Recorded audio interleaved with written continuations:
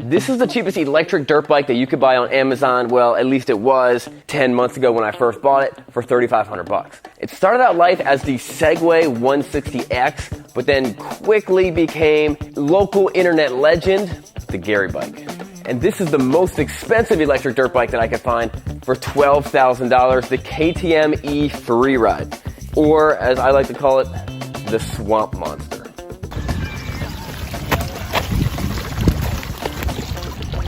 The goal is to modify the cheapest electric bike to outperform the most expensive electric bike. And to help us out, a pile of boxes. But before we open up those boxes and see what kind of cool stuff we got, I need to go to Jersey City, New Jersey, where the guys at Lightspeed, who are the leaders in manufacturing custom batteries for these things and controllers, they're going to sell us one of their biggest batteries, and they're going to help us tune it for the most amount of power. Hopefully, more power than that thing. All right, so I'm here at Lightspeed in Jersey City, New Jersey. A town I probably would never choose to come to, but no, it's really cool. And these guys, this little unsuspecting shop, is actually the leader in modifying these bikes. So we're gonna go in, meet Chris. He's gonna take to the next step of how we're gonna make this thing super fast. It's gonna be a lot of fun. Let's go meet him. All right, so Chris, what are you gonna do for us? I'm gonna install a 58000 controller, 72 volt battery. I'll turn this thing into what it's supposed to be. All right. This is a little bit extreme, you know? This is a water-cooled motor that I want to try to squeeze in there. What's that motor from? This is a 5 kilowatt Golden motor. Locking thing and everything lined up, you know? You just got the bike all put together, you're just whipping down. Apparently this thing's pretty fast.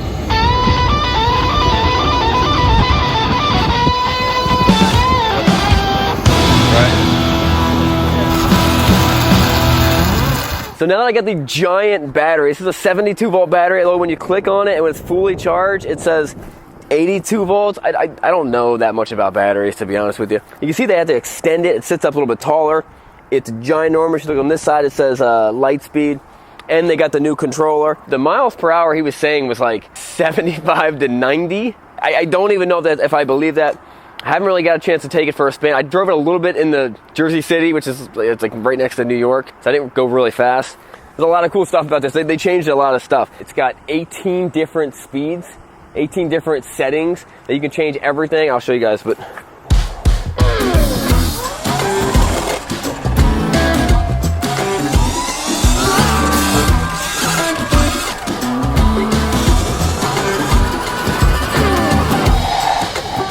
all right, this is way past the point where, you know, before it's like riding a bicycle. I'm not gonna throw on a helmet, I'm not gonna throw on a jacket, I'm not gonna throw on gloves. This is way past that point. I never thought that I'd be, you know, putting on my full riding gear for a bike that small. Yourself, Craig? What's up, man? Nice shirt. It's actually, they messed up. It's actually, everyone else needs a Craig. Oh, I thought you were gonna say they spelled my name wrong. No. Did it? No. Ooh, what'd you do? We put a new battery in it. I just got a yellow controller for it. Take it for a spin. Nice. Oh, this looks different too. It's all the same. All the same. I hope he wrecks it. I hope he runs it right into a tree. I'm just saying.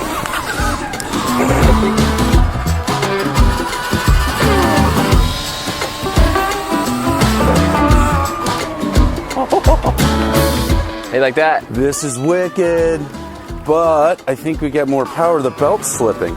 Yeah, when you're at the lower speeds, if you guys can see this, and we actually didn't realize this until it started slipping, but it's chain drive here, but the output shaft of the motor is on this side. So you have a belt right here, and then you have a drive shaft that comes over here, and then connects it to a chain. Kind of a funny setup. Why didn't they just put the motor the opposite way? Because then you would go backwards. Well, just reverse the polarity of the motor. Oh. Cranked up enough that it's slipping. Hopefully we have something in one of those boxes that'll help us out with that. Let me gear up.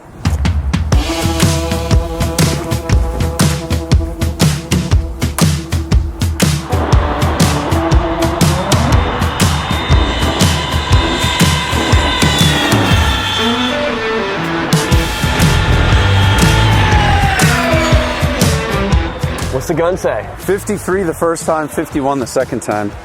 So one of the questions we had earlier was, can you just put the 260X battery in here think at first it comes with like a 50 something volt, 52 volt. Then we went to a 60 volt, and now a 72 volt. And now we're doing apparently 53 miles an hour. Yeah. But there's a lot more stuff we can change on this thing, including sprocket size. Let's go open up that box. All right, so the first thing we got to do, one of my questions I had earlier was what's the difference between the 160X and the 260X? And it was explained to me, different size battery, different forks, different wheels, and different suspension. And what we have here is an upgrade from even the 260 suspension. I think this is what that is. Look at those forks. RST killer. You put it down here, and then you see how much it compresses up. And you'll go back and look, and if it's the whole way up, you need to adjust stuff because you're bottoming out the forks. And bottoming out your forks could be dangerous.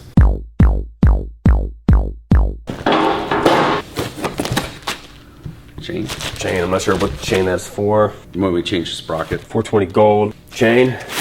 So we got a couple different size sprockets. If a knife sponsor wants to like get in on this and be like, hey, sell some knives, let me know, because I could use some knives. So we got a 48 tooth. That's a 58 tooth. 48 tooth is gonna make us. Why did I buy another 58 tooth? So I bought the exact same sprocket that we had. That's just a waste of money. And then, for whatever, I don't know why I did this, but I bought a 64 tooth sprocket. I think that's the biggest you can buy. It's gonna be crazy torquey up the line. On sport bikes, when you change 1 or 2 teeth, it's a big deal. And we just went up 6 teeth in the back. So that's like stunt bike territory. Now this, and I hope I got all the right stuff, this is to convert the belt drive to a chain drive. This is also to convert the belt drive to a chain drive, or a different size gear. I was told that if you go down on the front 1, it's the equivalent of going up on the back like 2, somewhere around that. So we can go up a lot on the front, or we can go down a lot on the front. We have options. And then here's another belt. This is maybe just a replacement belt. Hopefully we have chain for this. It's chains inside. Oh, cool. Yeah. You know what this is, Craig? I have an idea. Now, they call these supermoto wheels. Let's be honest, these are just fat bicycle wheels. Not bad. I think they're the same. Yeah, it sure looked like. I was picturing short and fat. So with these modifications, we should be able to make this thing outperform that. Now, I guess these wheels are not going to help it out on the dirt, but we're talking about, speed performance. All right, let's come on, Craig. Let's get rolling, man. See you tomorrow, Sean. I think you took my jack. Where did it go? I mean, it's heavy and low. I would have just kicked it somewhere. I would have assumed it got slidden in underneath the tool bench somewhere. Whoa! We assumed that putting this thing together would be easy, like working on a motorcycle or working on a bicycle, but it was not. It was very hard and very frustrating. And out of the 3 new parts that we got, the wheels, the belt to chain conversion, and the front forks, we were only able to install the wheels. The chain for the chain to belt conversion was way too big, and we couldn't find a master link in that size with such short notice. Someone out there is able to put on these $500 forks. Why are we not able to do that? And I wanted to see if it would work with the belt off, and check it out, it makes like droid noises. This is like a R2-D2, like whistling just like another girl R2-D2.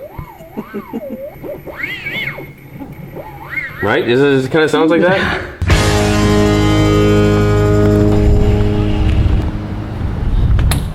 Said it's an RST fork, but he's never seen nothing like this. And he said, you should be able to twist it that way and it should pop out.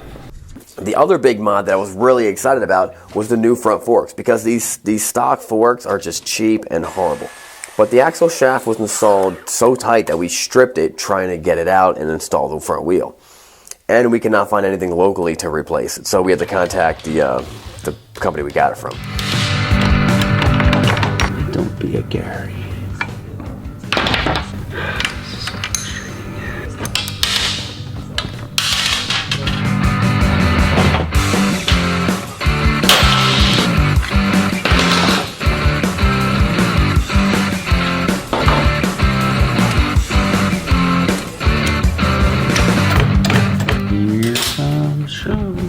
How's it coming? It's good. About ready. I mean, how do you think we're doing? gauge inside there. Tells you the battery and the voltage. Wheeling all over the place. Oh no, we made it faster, didn't we? Yeah. Go make us proud, son.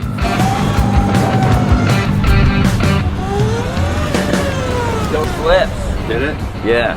Take it for a spin. It just slipped all over the place. All over? Not all over the place, but. So for the first challenge we're gonna do is, of course, a drag race. Now we did this race a few months ago, back when the Gary bike was stock, and the KTM just blew it away. Your bike makes funny noises. Last time we did this race, this bike destroyed it. Like.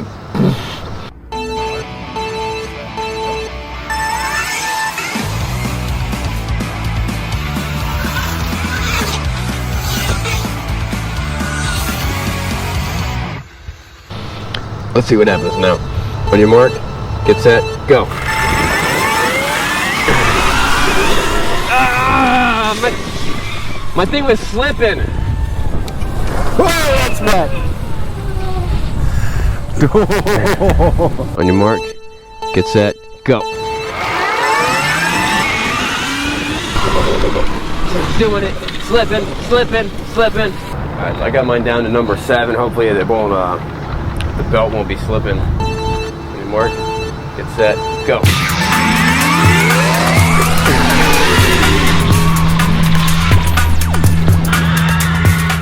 Then we decided to do a braking test. And I understand that this is not the best comparison because I've got street tires on the Gary bike and the KTM has super soft dirt tires, but we're gonna test it anyway.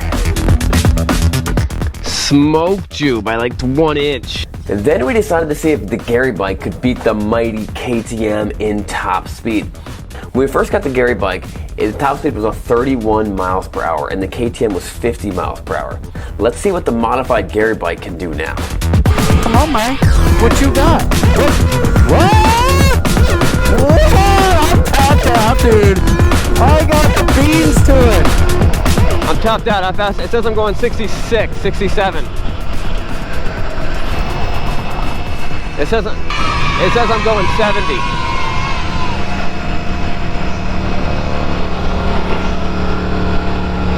All right, so for the final test, we're gonna do the range test. And when we first tested this bike, it did 30 miles flat out. When we tested this bike with the first battery, it did 10 miles flat out. And then when we dropped the speed down and made it a little bit, tamer, it did 18 miles. So we're currently in, I don't know, near Pine Grove.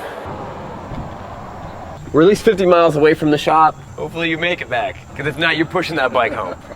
Now, even though mine's way cheaper, mine's actually, I can just press this little button right there, 83.1 volts. And mine's actually a lot more programmable. I've got 18 different stages, 18 different modes I can put mine in. Do you have different modes? Yeah. 1, 2, 3, remember? Okay, he's got 3 modes, I got 18. I think that's pretty clear. Each of my modes is programmable. All I gotta do is pull out my phone. Connected to Gary Bike, the Legend. So now we're actually connected to the battery. It tells me my voltage. David versus Goliath. A $3,500 bike versus the $12,000 bike.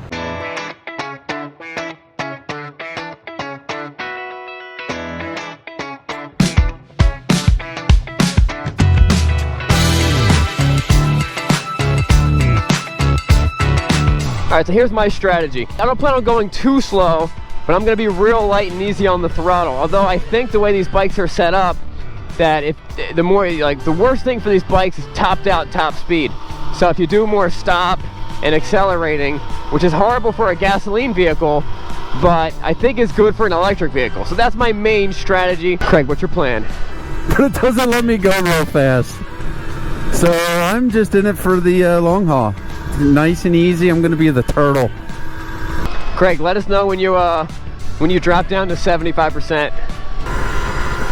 Oh, it smells so good. I love it.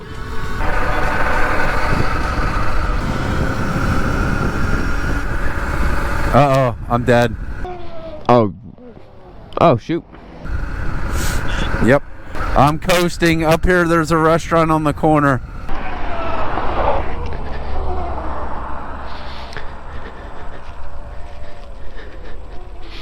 Craig, how much battery you got? So Craig's thing is showing no battery power. Mine's showing 33%. I know this thing can go pretty far. This thing can go pretty far with no battery power. Look at that, big old chunks getting torn out of them. I still think I'm gonna be able to make it back. 45 more minutes? Yeah, it makes sense. I'm still hopeful. We're 27 miles away from the shop. I still think we can make it there. Yo, what up, guys? Where are we at? Oh, I'm out. I'm out. I'm going backwards. Oh, there's no way I'm going to push this all the way up the hill. There he is. Finally catching up. Is this where you stop? Yeah. You beat me by like a couple hundred yards. About a mile. Nah, not even. Half a mile. Half a mile, if that. We really got like 30 miles. Yeah. We're only 30 miles short. How easy does yours push? Mine pushes very easy. This is not pushing. So, okay, so hold on a second. The braking test, I won by a hair. The acceleration test, you beat me, but my belt was still slipping. Top speed test, smoked you.